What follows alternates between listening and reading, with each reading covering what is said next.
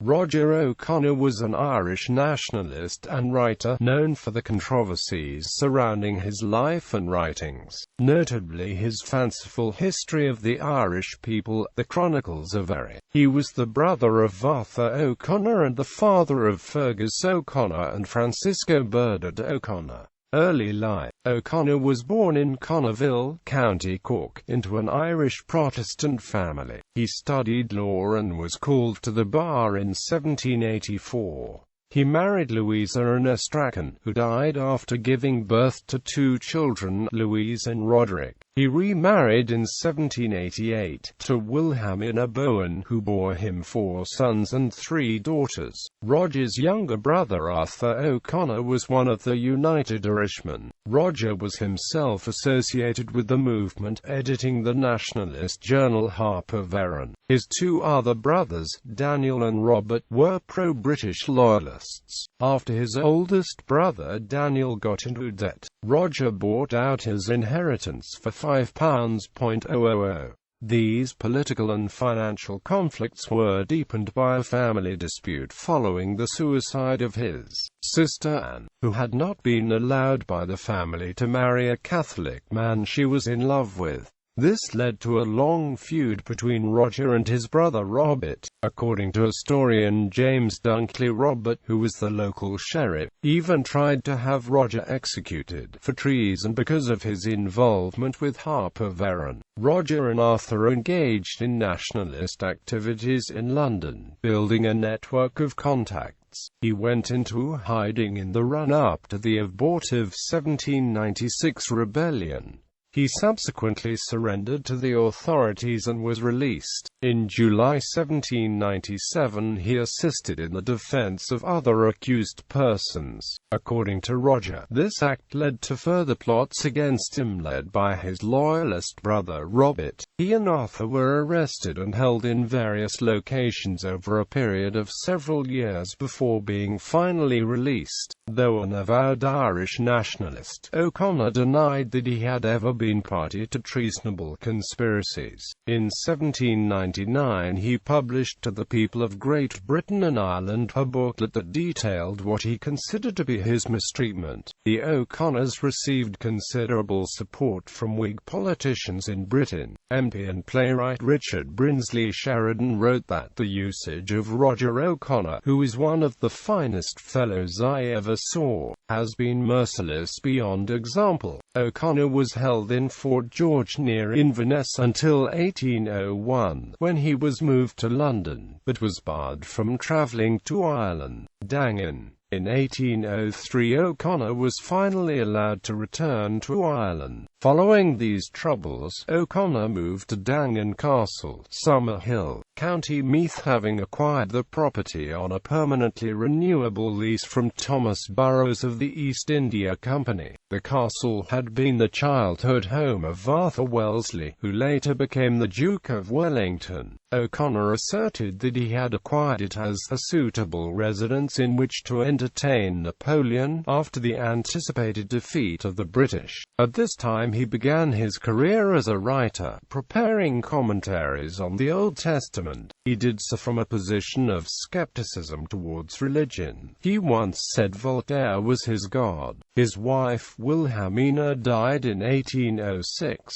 After her death, O'Connor's behavior apparently became increasingly eccentric and extravagant. In 1809, a large part of the castle was destroyed by fire. O'Connor was suspected of insurance fraud, as he had recently taken out a policy on the house.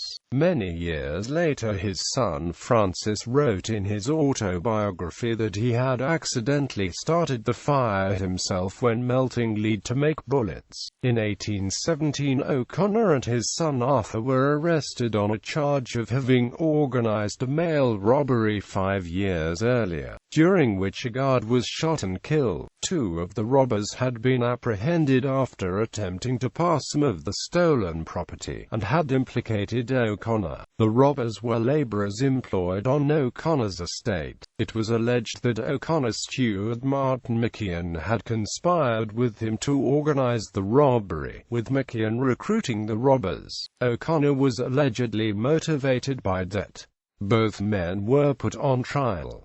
Arthur was also arrested, but later released. O'Connor stated that his only connection to the robbery was that his son had found the abandoned mailbags on his land. An endorsement of O'Connor's moral character was given by O'Connor's close friend the MP Sir Francis Burdett, who stated that he was happy to lend any sum of money to O'Connor. O'Connor and Mokian were both acquitted, as the accused's evidence was not considered credible. O'Connor and his supporters pointed out that the robbers had been spared the death penalty for testifying against him. O'Connor published his version of events, in which he argued that there had been a conspiracy to have him convicted. He claimed this was only the most recent of 10 conspiracies to kill him, being the first against my character, the 10th against my life in the past 24 years. Its real purpose was to destroy his reputation among the local people who adored him. Charged with a highway robbery, in custody of a single constable, I ride through my own country thronged with a population that adored me. This is my crime. This is the genuine source of all the plots and conspiracies formed against my life and character. O'Connor's later attempt to sue one of the accusers for perjury brought out details of events on the night of the robbery that led to continued suspicion against him. Local support was also undermined when he was cross-examined about his religious views, and asserted that the Bible was not a divine revelation. John P. Prendergast, in an article on O'Connor, says that thenceforth Roger O'Connor stood condemned in public opinion of the robbery for the Galway Mail. Shortly after these events, O'Connor's landlord attempted to get him evicted from Dangan, but the attempt failed. Nevertheless, O'Connor left the property and moved to Paris.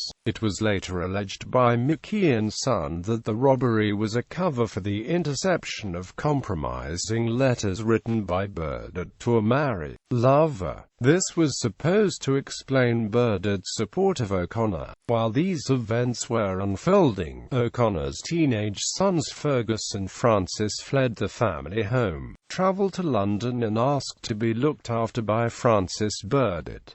Burdett took them in. O'Connor's oldest son Roderick moved to Australia. Chronicles of Eri. While in Paris, O'Connor prepared his best-known work, The Chronicles of Eri, a book purporting to be a translation of ancient manuscripts detailing the early history of the Irish people. It was dedicated to his friend and supporter Sir Francis Burdett. The book was prefaced by a portrait of O'Connor holding a crown, the caption to which proclaimed that he was the head of his race and chief of the prostrated people of his nation, a position he claimed as the supposed lineal descendant of the 12th century king Eri.He. According to O'Connor, he had attempted to write this book 3 times before, but had been frustrated by the machinations of his enemies, who stole his manuscripts. Another version of the book had been destroyed in the disastrous fire at Dangan in 1809. The book gives a history of the Gaels from supposed records written by Aeolus, who is said to have lived 50 years after Moses. It claims a continuous existence of the Gaelic people originating among the ancient Phoenicians, migrating to Scythia, Spain and then Ireland. O'Connor interpreted biblical stories and medieval Irish law to support this narrative. William John Fitzpatrick in the Dictionary of National Biography stated that the book is mainly, if not entirely, the fruit of O'Connor's imagination. Last years, O'Connor returned to County Cork, but by this time he had lost much of his money. He lived for the rest of his life in a fisherman's cottage in Ballincollig, cohabiting with a local young woman he called the Princess of Kerry. According to Richard Robert Madden, O'Connor genuinely believed that this young girl of humble origin was really a princess. The enthusiasm with which he is said to have been wont to speak of the exalted claims of this Princess of of Kerry to an ancient Irish regal origin, left no doubt on the minds of many who heard him expatiate on this subject, that he had worked himself up into a firm belief in his fondly imagined discovery. Quote, "She inherited a considerable sum of money from him on his death. His oldest son Roderick O'Connor emigrated to Australia with his 2 sons, where he became a significant landowner and public official in Tasmania. 2 of Roger's sons were brought up by Burdett. One of these was Feargus O'Connor, one of the main leaders of the Chartists. The other was Francisco Burdett O'Connor, a commander in Simon Bolivar's army and, later, a Bolivian politician." Assessment. Prendergast concludes that O'Connor showed great courage in his patriotic statements during his arrest and imprisonment for alleged sedition, but that his eccentric personality and Irish nationalism rendered him so odious that the grossest charges would be willingly believed. James Dunkley says that several authors have described O'Connor as a little mad, adding that the Chronicles of Eri is a colourful concoction, a more imagined community it would be hard to locate outside of Atlantis. Madin considered him to be possessed of considerable cleverness, cunning, astuteness and plausibility, but argued that the personal charm and persuasiveness that made his conversation and speech-making so powerful was never translated into print. His writings were bombastic. He wrote in the genuine Bonasia's Bombast's Furioso style, wherein the swaggering pistol talked in the true Urkel's vein. His various political pamphlets are couched in terms of extravagant hyperbole.